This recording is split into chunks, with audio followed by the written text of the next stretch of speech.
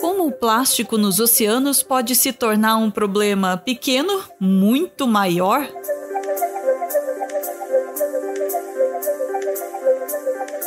Existem duas coisas que parecem infinitas: o vacilo da humanidade e a quantidade de plástico no nosso planeta. A ideia de utilizar o petróleo para fazer um material plástico veio do belga Leo Baekeland, em 1907.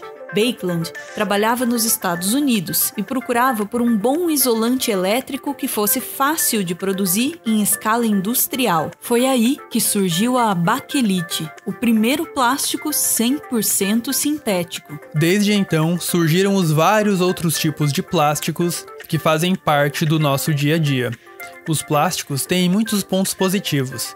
Eles são leves, maleáveis, resistentes e muito baratos. Por isso, os plásticos são encontrados nas mais diversas coisas, como embalagens de comida e de remédios, brinquedos, roupas, materiais e equipamentos hospitalares, computadores, celulares, utensílios domésticos, carros, aviões, foguetes e até no Alexandre Frota. O problema é que os maiores defeitos dos plásticos estão justamente nessas qualidades. Por serem leves, maleáveis, resistentes e muito baratos, os plásticos são descartados rapidamente e vão parar em praticamente todos os lugares do mundo. Tem plástico nas florestas, rios, nas mais profundas águas dos oceanos e até na neve dos Alpes suíços e do Polo Norte. O plástico é onipresente nas nossas vidas e está se tornando onipresente no nosso planeta. Essa quantidade absurda de plástico que a gente está usando e jogando fora está sendo preservada no registro fóssil.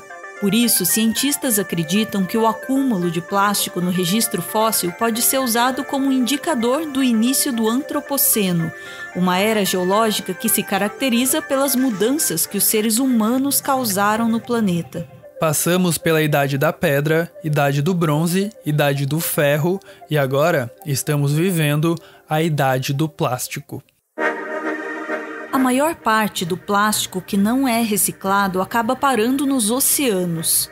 Estima-se que existam pelo menos 5 trilhões de pedaços de plástico nos oceanos que somam ao todo 250 mil toneladas. Quando falamos em plástico nos oceanos, logo vem a imagem de pobres tartarugas, enroscadas em canudos ou sacolinhas de plástico. Em 2018, cientistas analisaram o conteúdo intestinal de 102 tartarugas marinhas encontradas nos oceanos Atlântico e Pacífico. Todas elas tinham comido plástico. Embaixo d'água, os plásticos se parecem muito com o alimento natural das tartarugas. A tartaruga de couro adora um bom rodízio de águas vivas, mais especificamente dessa espécie aí, a água-viva barril. Infelizmente, as sacolas que vão parar nos oceanos são muito parecidas com uma suculenta e nutritiva água-viva barril. Já as tartarugas verdes consomem um alimento mais leve, umas plantinhas que são chamadas de gramas marinhas. Pro azar dessas tartarugas, muitos pedaços de plástico têm formas e cores bem parecidas com essas plantinhas que formam a grama marinha. Mas não são apenas as formas e cores que confundem as tartarugas. Um estudo publicado esse ano mostrou que algas, plantas e pequenos animais se aderem e apodrecem na superfície do plástico nos oceanos. Essa mistura de plástico com comida podre tem um cheiro irresistível para as tartarugas. Os plásticos causam um enorme estrago na natureza, mas as coisas ainda ficam piores. Existe algo menor que causa um problema muito maior. São os microplásticos. Microplásticos são pedaços de plástico menores que 5 milímetros. Eles podem chegar até os oceanos indiretamente, pela quebra de pedaços maiores de plásticos, e diretamente, como os microplásticos presentes na purpurina e em cosméticos, como sabonetes esfoliantes e pastas de dente. Por serem menores, esses microplásticos que vão parar nos oceanos também causam estragos em organismos pequenos. Em 2015, cientistas descobriram que os pólipos, aqueles animaizinhos que parecem pedra, e que formam a estrutura dos recifes de corais também estão comendo plástico. O microplástico também diminui o crescimento e a fotossíntese de uma bactéria que é responsável pela produção de 10% de todo o oxigênio global. Isso significa um planeta com menos oxigênio para a gente respirar. O gás carbônico, que deixa de ser usado na fotossíntese, contribui com o aumento do aquecimento global e com a acidificação dos oceanos. 2 problemas que também são gravíssimos. Mas as coisas ainda ficam piores. O microplástico se acumula no sistema digestivo de animais, o que leva a uma falsa sensação de saciedade e faz com que o animal tenha problemas de nutrição.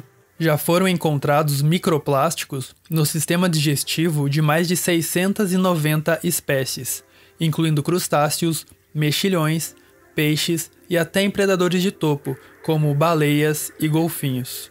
Como os microplásticos são muito pequenos, eles se acumulam entre os tecidos desses animais. Esse fenômeno é chamado de bioacumulação. Essa bioacumulação pode se tornar uma bioconcentração, que é quando esse acúmulo é tão grande que a quantidade de microplástico acumulada no corpo do animal se torna maior que a quantidade de microplástico na água em que ele vive. Mas as coisas ainda ficam piores. A concentração de microplástico vai se acumulando progressivamente na cadeia alimentar à medida que vai passando da presa para o predador, chegando em predadores de topo de maneira hiperconcentrada. Esse fenômeno é chamado de biomagnificação. Dentre os predadores de topo mais afetados estão as aves marinhas. Estima-se que até 2050, plásticos e microplásticos sejam encontrados no sistema digestivo de 99% de todas as espécies de aves marinhas. Mas as coisas ainda ficam piores. Se o microplástico está chegando até predadores de topo, certamente está chegando até humanos, que se alimentam de peixes e outros animais marinhos. Já foram encontrados microplásticos em fezes de pessoas de 8 países diferentes. Mesmo pessoas que não comem peixes e outros alimentos vindos do mar estão expostas aos microplásticos. Ele pode estar presente no sal que usamos como tempero e na água que sai da nossa torneira. Tem microplástico até no ar. Foi o que descobriram cientistas da Escócia em 2018. Eles deixaram um prato de comida em cima de uma mesa. Em 20 minutos, esse prato de comida foi coberto por 114 pedaços de microplástico. O microplástico é onipresente, não tem como escapar. Mas as coisas ficam piores. Ainda não sabemos direito o que o microplástico causa no corpo humano. Sabe-se que, no cérebro, o microplástico aumenta a produção de espécies reativas de oxigênio, que são substâncias que aumentam a proliferação de células cancerígenas. Mas as coisas ainda ficam piores. O microplástico é um coquetel de substâncias perigosas. Ele facilmente se adere a outros poluentes na água, como metais pesados, e a bactérias que causam doenças, como a cólera. Ou seja, o microplástico é literalmente uma porta de entrada para drogas mais pesadas. Além disso, é comum o uso de aditivos nos plásticos. O aditivo mais comum é o bisfenol, que está relacionado a desordens hormonais, câncer de mama e de próstata, infertilidade e disfunção erétil. Mas as coisas... No, God! No, God, please, no! No! Os microplásticos podem ser quebrados em pedaços ainda menores. São os chamados nanoplásticos, um contaminante invisível a olho nu. Por serem ainda menores, bilhões de nanopartículas de plástico podem se acumular nos tecidos dos organismos, como em moluscos comestíveis. A gente também ainda não sabe os efeitos dos nanoplásticos no corpo humano. Por se tratarem de partículas microscópicas, os nanoplásticos podem causar danos em nossas proteínas e até no nosso DNA, como mostrou um artigo publicado na Nature no ano passado. Resumindo, o microplástico diminui a quantidade de oxigênio no planeta, aumenta o aquecimento global, causa um enorme desequilíbrio em ecossistemas aquáticos, pode causar doenças como câncer e ainda transporta doenças como a cólera e outros poluentes ainda mais perigosos. Tudo isso sem contar os efeitos ainda desconhecidos dos nanoplásticos. A solução definitiva para esse problema passaria por uma nova revolução industrial, com a substituição do plástico por algum outro material que cause menos danos para a natureza. Talvez uma possível escassez de petróleo no futuro nos force a encontrar outras alternativas. Enquanto essa revolução não chega, o que nós podemos fazer é reciclar. Sacolas e embalagens plásticas representam 26% de todo o plástico utilizado. Destes, 95% são descartados logo depois do primeiro uso. São 120 bilhões de dólares jogados literalmente no lixo. A vida moderna é dependente do plástico, mas a vida humana é dependente de algo muito mais belo e importante. Nós fazemos parte e dependemos da natureza.